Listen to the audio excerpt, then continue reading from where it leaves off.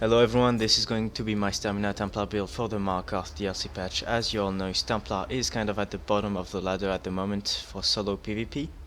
There are two roads you can take if you want to play this class this patch. You can either go for procs, which means you're going to be running Vateshran two-handed mole usually, or and the destruction staff of Vateshran. You'll be running Crimson, and yeah. You can also go for stats. This is going to be the build for it. For bow Stamplar this patch, this is going to be best in slot. On the back bar you are going to use Clever Alchemist, Heavy Chest, medium and 2 medium pieces. On the body with the Clever Alchemist defending bow on the back bar with the increased weapon damage and spell damage enchant. For on the front bar you are going to be using Deadly Mole in Sharpened. This is going to be best in slot for solo. You can also run Battle Axe because it is going to make your bleed proc from jabs. You are going to run 2 pieces on the body, and you are going to run 1 ring. You want to use Balorg in medium, so you are going to be 6 medium, 1 heavy. You want to use Tri Enchants on every single piece. You are going to use 1 trainee ring and 1 Torque of Tonal Constancy. You want your jewelry to be infused. I'm using 1 robust because I haven't changed it yet. You want it to be all weapon damage. Now I'm going to showcase some damage and stats.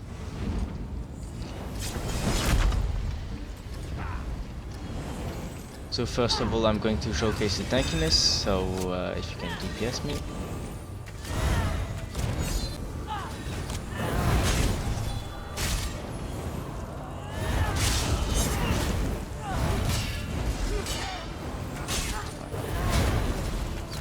Alright, so this build is very tanky. This was a Fog Blade, quite high damage. Now I'm going to show some damage. So with Clever Alchemist up, we're going to drop a Dawnbreaker, and then the damage is just very high. This Nightblade has 30k resistances and 32k HP, and there we go. While having tanked a bit, we are currently sitting at we were sitting at 5.6k DPS with a Dawnbreaker. It's going to go even higher when your Balorg is going to proc at 500 ulti. So this is how you want to play your Stamplar. You're going to be against a group, you are going to stack them up by kiting, and when you're fully buffed you're going to drop a Dawnbreaker and basically break their group. For the skills, we are going to be running Executioner, which is going to be your go-to when someone goes under 25% HP. You're going to kill them very fast because of the high weapon damage. Jabs, yeah, you're playing Stamplar, use jabs. This is going to proc Burning Light, and it's going to do a lot of damage. If your jabs miss, for example the first one, you're using Binding Javelin, which is going to be proccing your Burning Light as the 4th hit. Binding Javelin is your CC, it deals a lot of damage if you are fully buffed, because it ignores all enemy resistances. For example, if you throw it on a Stamblin or a Stam Necro fully buffed, it will often hit at 5k if it crits. You are using Camouflaged Hunter, because it gives you minor berserk, and it gives you 3% weapon damage, the Slayer passive. Your 5th skill is going to be Rally, it's your burst heal, you're going to be spamming this. Dawnbreaker of Smiting, I explained it earlier, it's basically going to be a group killer tool. On the back bar you're going to be using Living Dark. It might come as a surprise to some of you that I'm not using Power of the Light, but Power of the Light is completely trash this patch. It does 0 damage, the only use for it is to inflict minor breach, and you do not need more damage 1vx, especially when it is a single target debuff.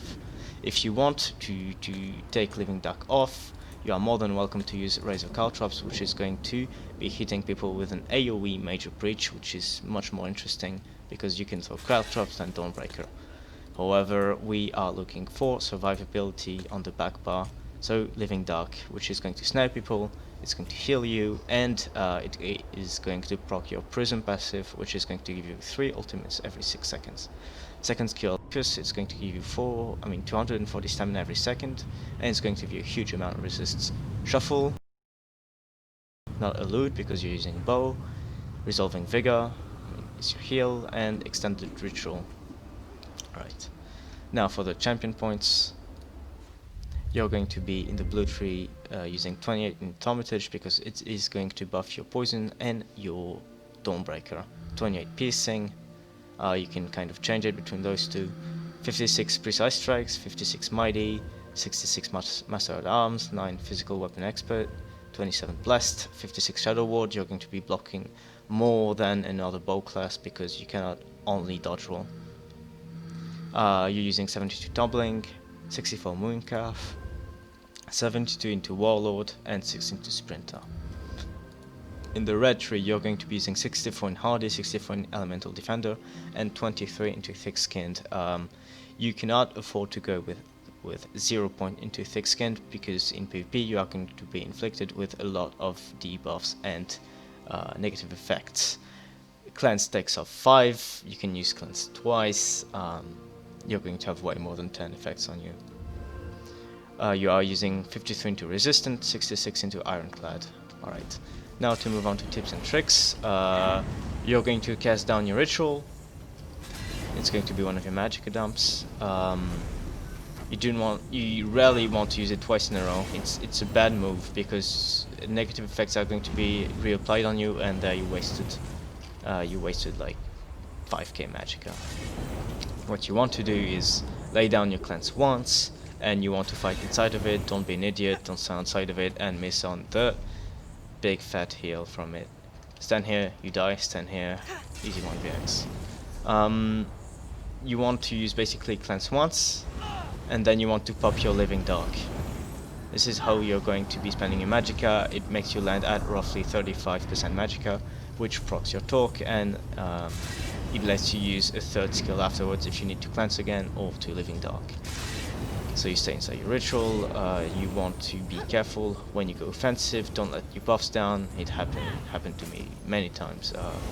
You'll be hungry for a kill, you'll end up jabbing, and then suddenly a warden comes up, subs you for 6k Dawnbreakers, and you die, and you're like, okay, well, I was stupid.